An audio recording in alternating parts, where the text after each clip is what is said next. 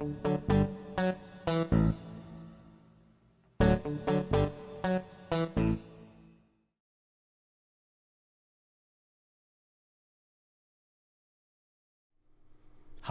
Doug Hooley here again in the second part of this short two-part series called How to Tell When It's the End of the World, or something like that. In the last episode, I touched on briefly the non-signs that won't necessarily indicate that the end of the world is here according to the Bible, or that Jesus' return is imminent. In other words, things like wars and earthquakes and famine and pestilence, economic collapse and hatred for God. All of those things may be taking place just prior to Jesus' return, but they have always taken place throughout history, and they're taking place now. And like Jesus said, such things must happen, but the end is not yet. These types of normal events and circumstances may in fact ratchet up in intensity just prior to Jesus' return, but we don't know how much worse they can get. It's all subjective. And we don't know, maybe they're going to get better. So, therefore, we can't use such things as sure or hard signs of the return of Jesus and the end of this age.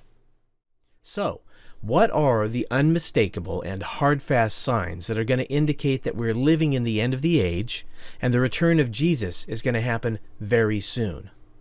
Well, first let me address this.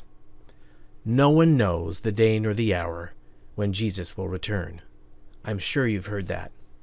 Well, the unmistakable signs that I'm going to talk to you about, no one knows when those things are going to start unfolding in the future. Could be today, could be 100, 1,000 years from now. No one knows. And then after the signs start unfolding, and the events play out that are associated with those signs, no one knows when the final sign will occur within that time period. And that sign is closely associated with Jesus returning at any moment. In fact, it says, when you see these things take place, look up, for your redemption draws near. One last thing I need to make clear here before I launch into the signs. This is not the end of the world we're talking about here. It's the end of the world as we know it, but it's actually only the end of this current age we're living in and the return of Jesus, who will rule over the next age to come. The end of the world, according to the Bible, will come at the end of the next age in which Jesus literally rules over this existing planet that we're living on now. After that, we're told that God will destroy this planet and create a new heaven and a new earth. So, regarding the end of this age, here are the signs. First, a dynamic world leader who we come to know as the infamous Antichrist will come on the scene.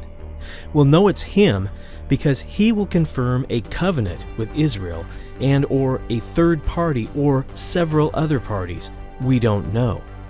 The Bible says it's a covenant with the many. This covenant will be set to last 7 Hebrew calendar years. Now, 1 year is 360 days long on a Hebrew calendar. This covenant may come in the form of a treaty. We don't know the purpose of the treaty for sure. The third sequential sign that will take place will be the breaking of the 7-year covenant exactly in the middle of it, on day 1260 after it's entered into. This is a very specific sign, but it's even more specific and gives us a clue as to what the covenant is about. The Antichrist will put an end to the offerings being made at the Hebrew temple in Jerusalem. He will also set himself up to be worshipped as a god. This act is known as the Abomination of Desolation. Now, you may have noticed that I skipped the second sign that will take place. That's because now that you've heard about the third sign, you'll know why it's necessary for the second sign to take place. That sign is the creation of a place to make sacrifices on the Temple Mount in Jerusalem. This could take the form of a rebuilt temple, or it could take the form of a tabernacle similar to the one the priests in Moses' day used. Since it was made up of tent materials and wooden poles, such a tabernacle could be set up quickly. The bottom line is that in order for the third sign to take place, which involves the discontinuing of the sacrifice in Jerusalem, a place of sacrifice must be created on the Temple Mount in Jerusalem. That's the only place that the Old Testament law allows sacrifice to take place. Sign number 4 occurs on day 1261 after the covenant is entered into, and will continue for 1260 days. That is the appearance of 2 prophets of God in Jerusalem who will serve as 2 witnesses as to the truth of the gospel and God's plan. These 2 prophets will establish their credibility and authority by performing signs and wonders. The 5th sign will also take place soon after the covenant with Israel is broken. That will be the mandatory taking of the mark of the Antichrist, or beast, which is necessary to buy or sell anything. There's no mention of a cashless society, although that may be a part of how this plays out. There is only the mention that this mark that's placed on either the right hand or forehead is necessary for any commerce to take place. Taking this mark places you in alliance with the Antichrist and assures that person's damnation. The next sign, the 6th sign, is a little more subjective. Once the Antichrist has committed the act of the abomination of desolation, he begins an unholy reign of terror on the Jews and the followers of Jesus. It will be the worst persecution that has ever taken place, including under Hitler in Nazi Germany. Because of this persecution, there will be a great falling away from the faith. People will leave the Christian faith en masse. It will be a great sorting of authentic believers from those whose faith was never real. The final sign that will take place sometime after the act of abomination of desolation, but sometime before the original 7-year period of the covenant runs out.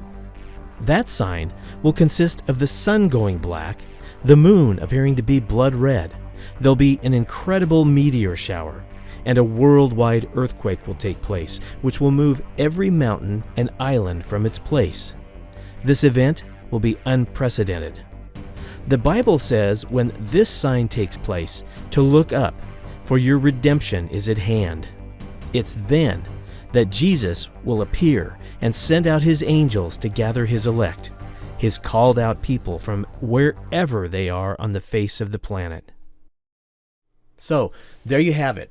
7 tangible, hard fast, hard to miss, unmistakable signs that you're living in the end of this age, like the end of the world as we know it, and that Jesus' return is going to happen very soon.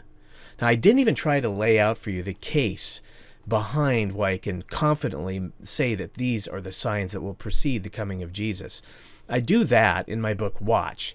You can read that book. You can study your Bible for years, and I am confident you'll come to the same conclusions.